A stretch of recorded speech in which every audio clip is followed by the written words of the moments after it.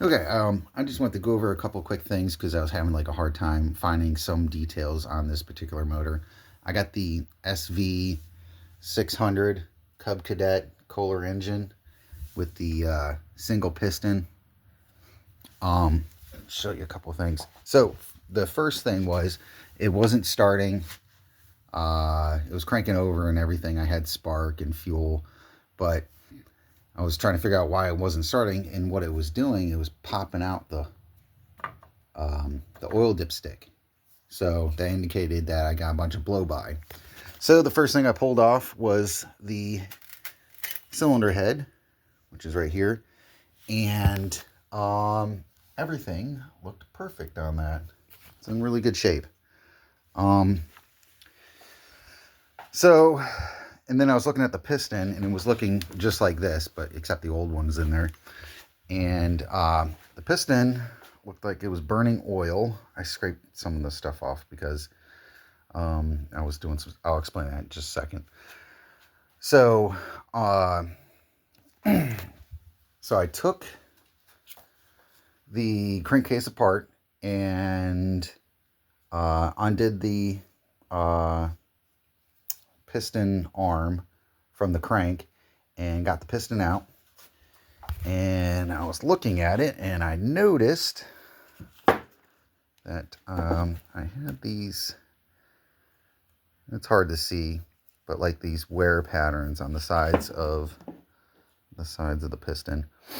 And I reversed the piston arm and I stuck it here. I'll come over here and show you. I reversed the piston arm and I stuck it in there and I wiggled it and it had play. And I was like, but I wasn't sure if that was like standard play. But I mean, the obvious sign is if you got a bunch of like burned oil on the head of your piston, that means it's starting to wear. And also, these pistons are made out of aluminum, and I'm pretty sure that this is sleeved with steel. So the first thing that's going to wear is your piston.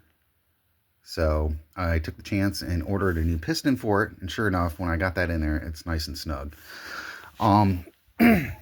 Also, to verify, what I did was, it's hard to see, but there's measuring formulas that you can do by doing a measurement from edge to edge in 3 points and finding the center of that, measuring that and getting the center of that measurement and the center of that measurement, and then you can find the center of a circle. So there's other videos on how to do that. So I got the center of the circle and I took dowel calipers and I put them nice and tight on this side, and then I did 90 degrees. So one side was tight, the other side had play. So I was like, yes, this piston has worn and it is not perfectly round anymore. And that is probably why I'm getting a lot of blow by. Also, when you go back together, make sure that you get a ring clamp, because if you don't, you got to get these rings clamped in before you drive the piston back in. So if you do replace your piston, be very careful, because this part of the piston is really thin and it could chip a chunk out of there, especially like right there where there's like a thin spot where the wrist pin goes. Okay. So, and the cool thing is, when I ordered the new piston, it comes with, I found it on Amazon. It was a little hard to find because you have to Google the Kohler sv600 piston, find the part number, and then go back to Amazon and search for that part number, and then you'll find a replacement piston. Because if you just do a Kohler sv600 search, it's going to come up with all different kinds of engines that don't even fit yours. So so when I got it, I had a new wrist pin, and it came with the wrist pin C-clips and all new rings, so it was ready to go. And also there's keep in mind, you can do it with little screwdrivers, but it's gonna be a little bit of a fight, getting those wrist pin C-clips in there. What else? Okay, and then also in the process, when I was pulling the crankcase apart, this piece moved up and came out of its holder. So keep in mind that at the bottom, there's a receiver slot for that. And also, this thing will move around. It's like really snug right now, but you'll notice that it kind of be like free floating. This is the counterweight. So as long as this is locked in, you'll see this thing pivot around while you're cranking. And then also keep in mind at the timing marks. So what I did was I took a picture of this so I can refer to which one went where, and because they are slightly different, because this one's got like a little counterweight on it. So, and that's on the exhaust side. Okay, and then also one other tip when you go back together, keep it in time so that way there's slack, a little bit of slack. Both the valves will be closed at that point because they'll be at top dead center, and you want the you don't want tension on these, so you can free float these a little bit so they can line up when you put your cover back on. The other thing is that what else?